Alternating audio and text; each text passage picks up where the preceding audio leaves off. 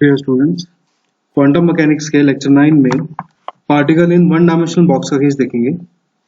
पिछले लेक्चर्स में हमने श्रोडिंगर वेव इक्वेशन का डेरिवेशन समझा था और पोस्टुलेट्स ऑफ क्वांटम मैकेनिक्स में हमने साई पर लगने वाली कंडीशंस और ऑपरेटर्स, ऑब्जर्वेबल्स, एक्सपेक्टेशन वैल्यूज के बारे में जाना था। इस लेक्चर को स्टार्ट करने से पहले अभी तक हमने क्वांटम मैकेनिक्स में जो पढ़ा है उसको कंक्लूड कर लेते हैं। हमने पिछले लेक्चर में पढ़ा था कि डी ब्रॉगली इक्वेशन और हेजनबर्ग अनसर्टेनिटी प्रिंसिपल से ये कंक्लूड हुआ था कि इलेक्ट्रॉन में वेव नेचर होता है। श्रोडिंगर वेव इक्वेशन को डिराइव करते हुए हमने इलेक्ट्रॉन पार्टिकल की प्रॉपर्टीज यानी ऑब्जर्वेबल्स को निकालने का तरीका जाना।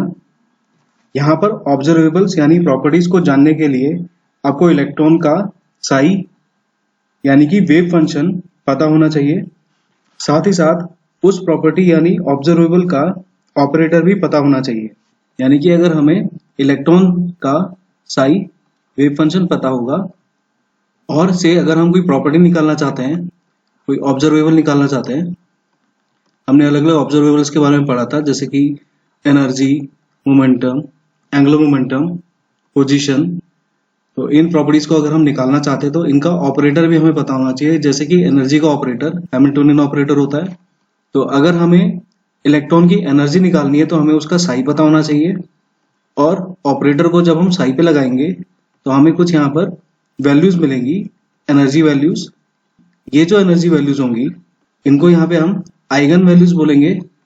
कंडीशन ये है कि ये जो आइगन वैल्यूज होंगी ये रियल सॉल्यूशन होना चाहिए, ये रियल वैल्यूज होनी चाहिए और इनके कॉरस्पॉन्डिंग जो साई वैल्यूज होंगी उनको हम आइगन फंक्शन बोलेंगे। ये सब हम पहले पढ़ चुके हैं। तो अब हम इस तरह से कंक्लूड कर सकते हैं कि पार्टिकल की जो एनर्जीज होंगी या जो दूसरी ऑब्जर्वेबल प्रॉपर्टीज होंगी वो उसके साई पे डिपेंड करेंगी। अब साई का जो भी मैनिपुलेशन है वो यहाँ पे मैथमेटिकल मैनिपुलेशन है। हमें यहाँ पे मैथमेटिकल फॉर्मूलाज, एक्सप्रेशंस को यूज करके इसके कॉरस्पॉन्डिंग जो ऑब्जर्वेबल प्रॉपर्टीज है उनको निकालना चाहिए। पर सिर्फ पार्टिकल का साई ही इंपॉर्टेंट नहीं होता, इसके अलावा हमें सिस्टम किस तरीके का है, सिस्टम पे एनर्जी कंडीशंस क्या लगी हुई हैं, ये भी हमें पता होनी चाहिए। तो सिस्टम कंडीशंस हमें पता होनी चाहिए, उसके बाद ही हम साई को निकाल सकते हैं और जो दूसरी ऑब्जर्वेबल प्रॉपर्टीज हैं उनको निकाल सकते हैं। अब सिस्टम कंडीशंस क्या होंगी? ये वो कंडीशंस होंगी जो बताएंगी कि पार्टिकल किस तरह से मूव कर रहा है और कैसी बाउंड्री कंडीशंस हैं। तो जैसे कि अभी हमने particle in one dimensional box का केस लिया है। तो particle in one dimensional box में पार्टिकल एक ऐसे बॉक्स में बंद है जिसमें वो सिर्फ वन डायमेंशन में मूव कर सकता है। सो हमने एक पार्टिकल कंसिडर करा है जो कि कन्फाइंड है in a region between x is equal to 0 and x is equal to a by two infinitely hard walls so that the particle cannot penetrate the walls। कहने का मतलब क्या है कि जो हमारा पार्टिकल है, से अभी हमने यहाँ पे इलेक्ट्रॉन कंसिडर करा है, ये कन्फाइंड है, ये बंधा हुआ है in a region between x is equal to 0। यहाँ पे ये x is equal to 0 wall है और ये x is equal to a wall है। तो मतलब इस बॉक्स की लेंथ जो है वो हो जाएगी यहाँ से यहाँ तक a। ओके, सो अब यहाँ पर ये जो वॉल्स हैं ये इनफाइनाइटली हार्ड है, पार्टिकल इनको पेनिट्रेट करके बाहर नहीं जा सकता। पार्टिकल क्या करेगा, इसी के बॉक्स के अंदर वन डायमेंशन में मूव करता रहेगा। अब यहाँ पर पार्टिकल का हमें साई निकालना है, साई डिफाइन करना है। तो उसको डिफाइन करने के लिए हम यहाँ पे तीन रीजन कंसिडर कर रहे हैं। ये रीजन 1 है, this is region 2 and this is region 3। अब अपने केस को थोड़ा सिंप्लीफाई करने के लिए हमने इस रीजन में जो पोटेंशियल एनर्जी है इसको 0 मान लिया है। इसी तरह से जो रीजन 1 और रीजन 3 है इसमें साई 0 है। साई 0 का मतलब क्या है कि पार्टिकल इस रीजन में नहीं आ सकता। अगर साई 0 होगा तो साई स्क्वायर भी 0 होगा और हमने पढ़ा था कि जो पार्टिकल की प्रोबेबिलिटी होती है वो साई स्क्वायर से रिलेशन में होती है, डायरेक्टली प्रोपोर्शनल होती है। तो अगर साई स्क्वायर 0 हो जाएगा यानी कि पार्टिकल के मिलने के चांसेस 0 हो जाएंगे। इसका मतलब रीजन 1 में और रीजन 3 में पार्टिकल के मिलने के चांसेस 0 हैं और इसको हम एनर्जी के टर्म्स में ऐसा कह सकते हैं कि यहाँ पे पोटेंशियल एनर्जी इन्फिनिटी है, तो काइनेटिक एनर्जी पार्टिकल की क्या हो जाएगी, जीरो हो जाएगी। ऐसा इसलिए क्योंकि जो टोटल एनर्जी होती है ई, ये सम होता है kinetic energy plus potential energy. अब अगर ये वाली एनर्जी इनफाइनाइट हो जाएगा तो ऑब्वियसली ये वाली एनर्जी क्या हो जाएगी, जीरो हो जाएगी। और ऐसा होने पर पार्टिकल जो होगा यहाँ पे मूव ही नहीं कर पाएगा, यानी यहाँ पे ब्लॉक हो जाएगा, या ये कह सकते हैं कि इस जो ये बॉर्डर है, ये जो बाउंड्री वॉल है, इसके इधर आ ही नहीं पाएगा। अगर इस पार्टिकल को मूव करना है तो ये यहाँ से कोलाइड करके वापस चला जाएगा। सो ये जो size equal to zero condition है और ये जो v is equal to infinity condition है, ये इस बॉक्स को डिफाइन करने के लिए है। पार्टिकल इस बॉर्डर के, इस बाउंड्री के राइट हैंड साइड में या लेफ्ट हैंड साइड में नहीं जा पाएगा और इसी बॉक्स में वन डायमेंशन में मूव करता रहेगा। सो इस तरह से हमने यहाँ पे particle in one dimensional box को डिफाइन करा है। सो जैसा कि मैंने अभी डिफाइन करा था, in a one dimensional box the potential energy is infinite in region 1 and 3rd. So wave function psi is equal to 0 in this region. In region 2nd, potential energy is taken as v is equal to 0 for the sake of simplicity. In this case, the wave function psi obtained by using Schrodinger wave equation in one dimension as this equation. So अगर इस तरह का box है और यहाँ पे हम psi निकालना चाह रहे हैं तो वन डायमेंशन में हमें श्रोडिंगर वेव इक्वेशन का यूज करना चाहिए। और वन डायमेंशन में श्रोडिंगर वेव इक्वेशन इस तरह से दी जाती है। श्रोडिंगर वेव इक्वेशन हम पहले पढ़ चुके हैं। सो यहाँ पे पार्शियल डिफरेंशिएशन का साइन हटा दिया है, यहाँ पे प्रॉपर डिफरेंशिएशन का डी यूज करा जा रहा है क्योंकि यहाँ पे सिर्फ एक ही वेरिएबल है x। तो इस इक्वेशन को मैं पढ़ लेता हूँ एक बार, d square psi upon D x square plus 8 pi square M upon H square e minus v psi is equal to 0। So this is Schrodinger wave equation in one dimension. अब क्योंकि हमने कंसिडर करा था कि जो potential energy है इस one dimensional box में रीजन सेकंड में ये जीरो है, तो हम इस इक्वेशन में v को जीरो पुट कर देंगे तो ये इक्वेशन और सिंपल हो जाएगी इस तरीके से, D square psi upon D x square plus 8 pi square M upon H square E psi is equal to 0। अब इस इक्वेशन को थोड़ा सा और सिंप्लीफाई करते हैं। यहाँ पे जो ये कांस्टेंट पार्ट है 8 pi square M upon H square, e भी साथ में ले लेते हैं यहाँ पे, और इसको हम यहाँ पर इस पूरी टर्म को ई को साथ में लेकर के इस पूरी टर्म को हम अल्फा स्क्वायर लिख रहे हैं। सो यहाँ पे अल्फा स्क्वायर को किस तरह से डिफाइन करा जा रहा है, alpha square is equal to 8 pi square M upon H square e. So ये जो पार्ट है यहाँ पे इसको हमने अल्फा स्क्वायर लिख दिया है, तो ये इक्वेशन इस तरह से बन जाएगी। और उसके बाद इस इक्वेशन का अगर हम सॉल्यूशन निकालेंगे, ये एक डिफरेंशियल इक्वेशन है सेकेंड ऑर्डर की और ये सिंपल मैथमेटिक्स है, इसका डेरिवेशन आप किताबों में देख सकते हैं। तो इस इक्वेशन का जब हम सॉल्यूशन निकालते हैं तो ये सॉल्यूशन इस तरह से आ जाता है। यहाँ पे हमें दो सॉल्यूशन मिलते हैं, एक तो alpha is equal to n pi upon a और दूसरा सॉल्यूशन है यहाँ पे psi is equal to b sine n pi x upon a. अब यहाँ पर अल्फा तो हमें पता है, अल्फा यहाँ पर डिफाइन करा था पहले। एन यहाँ पर एक नया नंबर है जिसको हम बोल रहे हैं, ये एक तरह का क्वांटम नंबर है जिसकी वैल्यूज इस तरह से हैं, n is equal to 1, 2, 3 and so on. तो इसकी इंटीग्रल वैल्यूज हैं, पॉजिटिव इंटीग्रल वैल्यूज हैं इसकी। और यहाँ पर एक कांस्टेंट है b, उसके बाद a यहाँ पर वन डायमेंशनल बॉक्स की लेंथ है, इसको मैंने अभी शुरू में डिफाइन करा था। तो अब यहाँ पर एक b कांस्टेंट आया है। पिछले लेक्चर में नॉर्मलाइजेशन के कंसेप्ट में मैंने आप लोगों को बताया था कि जब साई को सॉल्व करा जाता है तो इसके साथ कुछ कांस्टेंट जुड़ा हुआ होता है। तो जैसे कि हम यहाँ पे देख रहे हैं कि b वो कांस्टेंट है जो कि यहाँ पर जुड़ा हुआ है, और इसको अगर हम सॉल्व कर लेंगे तो हमें पूरा वेव फंक्शन पता चल जाएगा। अब जो हमें दो सॉल्यूशन जो मिले हैं यहाँ पे, alpha is equal to n pi a, एक सॉल्यूशन ये है, और दूसरा सॉल्यूशन जो यहाँ लिखा है psi is equal to b sine n pi x upon a. इनसे कुछ कंक्लूजन निकलते हैं, तो उन कंक्लूजन्स को पहले समझ लेते हैं। तो इसमें पहला कंक्लूजन है energy of 1D box, one dimensional box की एनर्जी हम डिराइव कर रहे हैं।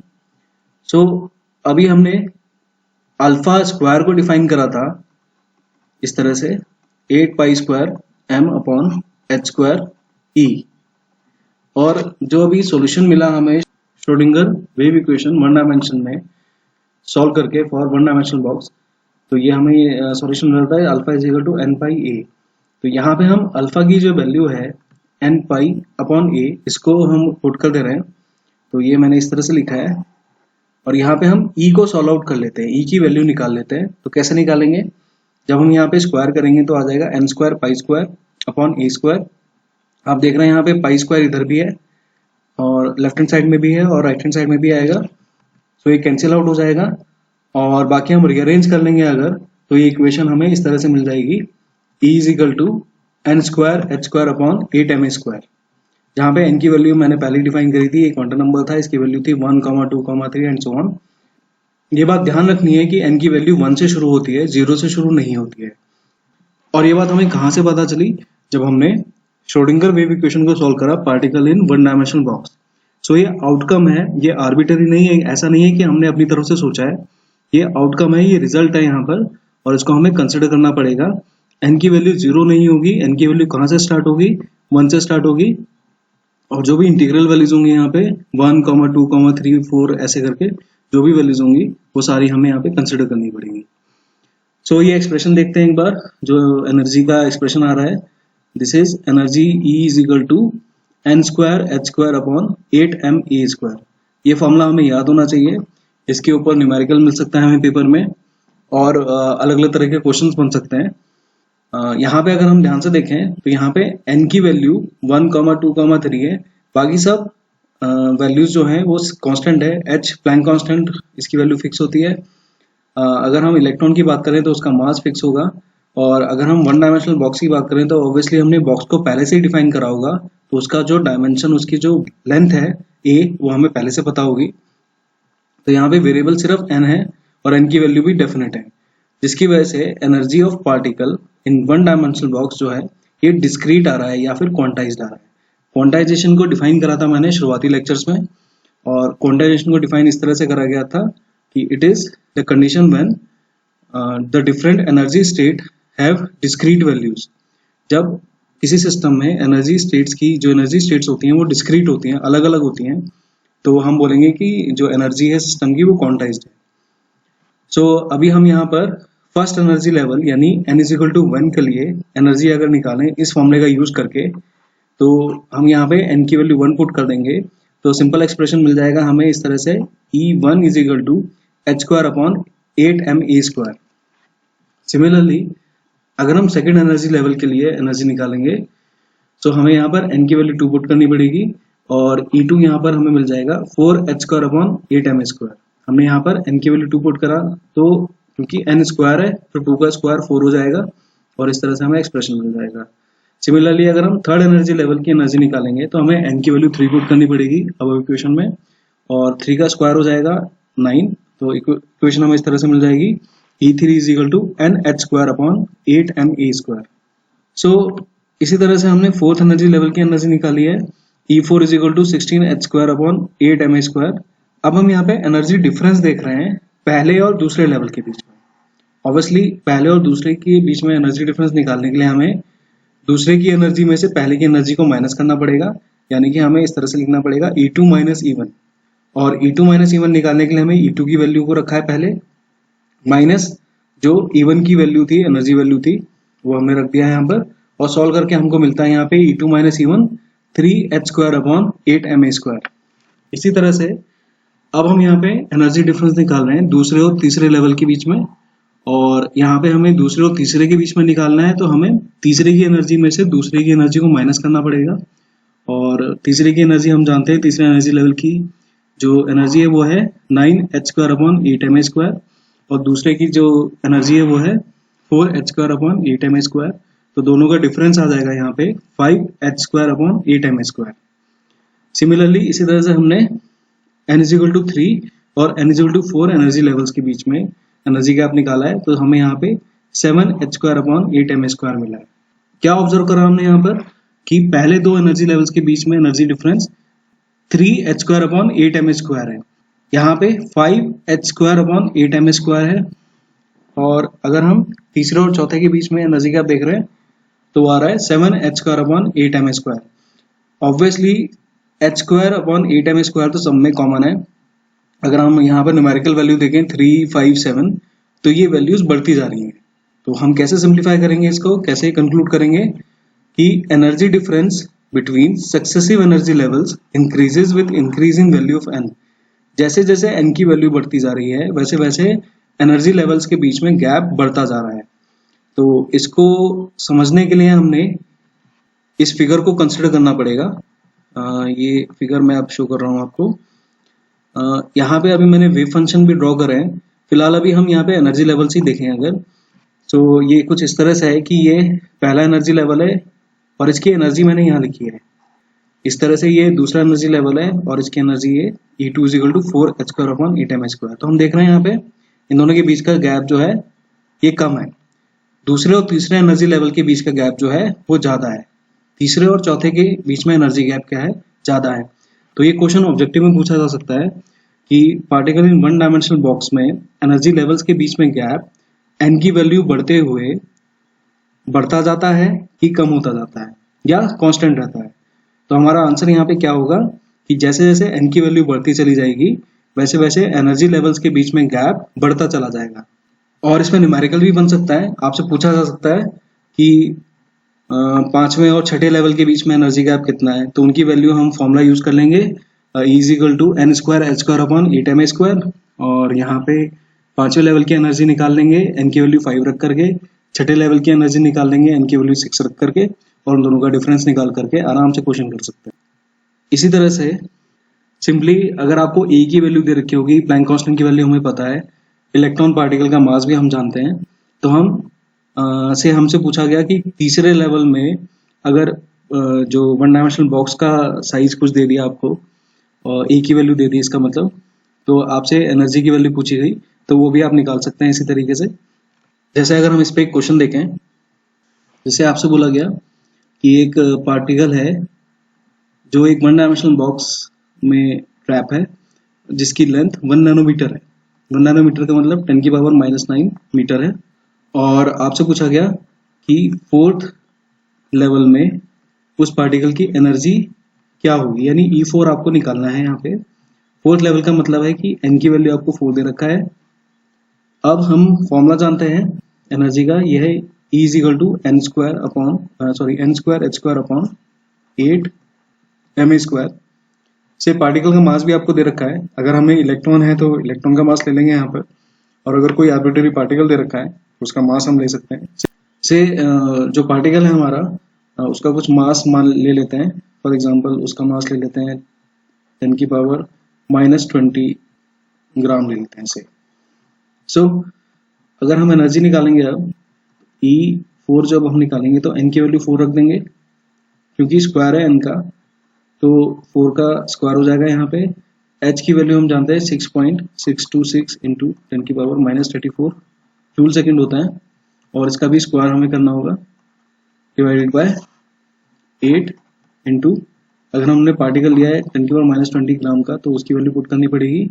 और a यहाँ पे ये जो particle in one dimensional box, जो वन डायमेंशनल बॉक्स है उसकी जो लेंथ है a, उसका हमें स्क्वायर करना पड़ेगा, और इसको हम सॉल्व कर लेंगे तो हमारा जो आंसर आएगा वो 4th एनर्जी लेवल की एनर्जी होगा। यहाँ पे n = 1 है, ये ग्राउंड स्टेट है, और ग्राउंड स्टेट की जो एनर्जी होती है उसको 0 पॉइंट एनर्जी भी बोला जाता है। सो E1 जो है यहाँ पे h²/8mh², ये यहाँ पे 0 पॉइंट एनर्जी है इस सिस्टम की। हर एक सिस्टम के लिए 0 पॉइंट एनर्जी अलग अलग होगी। इस सिस्टम की 0 पॉइंट एनर्जी क्या है, h²/8mh²। और जैसा कि अभी मैंने बताया 0 पॉइंट एनर्जी को किस तरह से डिफाइन करा जाता है, मैंने यहाँ डिफाइन करा है कि it is the energy of the lowest possible energy state. Ground state की जो एनर्जी होती है उसको 0 पॉइंट एनर्जी बोला जाता है for particle in one dimensional box. अगर हम n की वैल्यू 1 पुट करेंगे तो हमें 0 पॉइंट एनर्जी मिल जाएगा, क्योंकि n की लीस्ट वैल्यू क्या है, 1 है, 0 नहीं है। अगर n की वैल्यू 0 होती तो यहाँ पे अकॉर्डिंग टू दिस फॉर्मूला, जो अभी हम फॉर्मूला यूज कर रहे थे दिस वन, तो यहाँ पे n की वैल्यू अगर हम 0 पुट कर देते तो एनर्जी 0 हो जाती और तब 0 पॉइंट एनर्जी 0 ही होती। लेकिन क्योंकि कंडीशन n पे क्या लगी है कि n की वैल्यू 1 से शुरू होती है, तो n की वैल्यू 1 हम पुट करेंगे जो कि उसकी लीस्ट वैल्यू है, और उससे हमें यहाँ पर 0 पॉइंट एनर्जी की वैल्यू जो मिल जाएगी ये इस तरह से मिल जाएगी, ई मिनिमम यानी e zero point energy is equal to H square upon 8m²। तो इस पे भी क्वेश्चन बन सकता है। जैसा कि मैं बात कर रहा था कि this is the ground state, N is equal to 1 क्या है, यहाँ पे ग्राउंड स्टेट है। अब आपसे पूछा जाएगा, या तो सीधे सीधे पूछा जाएगा कि एन इज इक्वल टू 4 या फोर्थ स्टेट की एनर्जी बताओ, तब आप फॉर्मूला यूज करके निकाल लेंगे यहाँ पे। बट आपसे ऐसा पूछा जाएगा कि थर्ड एक्साइटेड स्टेट की एनर्जी बताओ, तो थर्ड एक्साइटेड स्टेट क्या हो गया, ये ग्राउंड स्टेट है और इसके ऊपर जो भी स्टेट्स हैं वो एक्साइटेड स्टेट्स हैं, यानी कि ये जो भी ऊपर स्टेट्स हैं ये सब क्या है, एक्साइटेड स्टेट्स हैं, और इनकी जो गिनती होगी, काउंटिंग होगी, वो नीचे से शुरू होगी। सो this is first excited state, this is second excited state, this is third excited state, यानी एन इज इक्वल टू 4 क्या है, थर्ड एक्साइटेड स्टेट है, और इसी तरह से एन इज इक्वल टू 5 क्या हो जाएगा, फोर्थ एक्साइटेड स्टेट। तो अगर आपसे कोई पूछे कि सेवंथ एक्साइटेड स्टेट क्या होगा, तो क्या आंसर होगा हमारा, इसमें एक और जोड़ देंगे, यानी कि एन इज इक्वल टू 8 के लिए हमें सेवंथ एक्साइटेड स्टेट मिलेगा। सो अगर आपसे क्वेश्चन पूछा इस तरह से पूछा जाएगा कि आप बताइए कि सेकंड एक्साइटेड स्टेट की एनर्जी क्या है, तो सेकंड एक्साइटेड स्टेट की एनर्जी हम कैसे निकालेंगे, एन की वैल्यू 3 पुट करके, और जिसका आंसर हम आराम से निकाल लेंगे, जो हमारा फॉर्मूला था E is equal to N square H square upon 8m², इस फॉर्मूले का यूज करके। लास्ट पॉइंट यहाँ पर क्या है कि हमें यूनिट्स का ध्यान में रखना है। अगर यहाँ पे जो हम एच जूल सेकंड यूज कर रहे हैं और मास जो भी है केजी में या ग्राम में, उसका ध्यान रखते हुए, तो एनर्जी की यूनिट्स का ध्यान में रखना है। अगर जूल में आंसर निकालना है तो जूल में निकाल सकते हैं, और इलेक्ट्रॉन वोल्ट में भी निकाल सकते हैं। और हम जानते हैं कि 1 electron volt is equal to 1.602 into 10 की पावर -19 जूल होता है, या 1 joule is equal to 6.242 into 10 की पावर 18 इलेक्ट्रॉन वोल्ट्स होता है। तो अगर आपसे इलेक्ट्रॉन वोल्ट में आंसर पूछा है और आप जूल में निकाल रहे हैं तो उसको कन्वर्ट कर सकते हैं, और उसी तरह से अगर आपके पास इलेक्ट्रॉन वोल्ट में एनर्जी है तो उसे जूल में भी कन्वर्ट कर सकते हैं। तो ये कन्वर्जन फैक्टर्स का हमें थोड़ा ध्यान रखना पड़ेगा। और इसमें ऐसा नहीं है कि एनर्जी पूछी जाएगी, ऐसा भी हो सकता है कि आपको ए पूछा जाए, आपको एनर्जी दे रखी हो, आपको एन की वैल्यू दे रखी हो, एच प्लैंक कांस्टेंट हमें पता हो, पार्टिकल के बारे में पता हो, उसका मास पता हो, तो हमसे ए भी पूछा जा सकता है। तो इस तरह से इस पर न्यूमेरिकल बन सकते हैं। और अभी ये पार्टिकल वन डायमेंशनल बॉक्स में कुछ टॉपिक्स बचे हुए हैं, जिसको इस लेक्चर के नेक्स्ट पार्ट में हम कंटिन्यू करेंगे। फिलहाल इस लेक्चर में इतना ही। Thank you.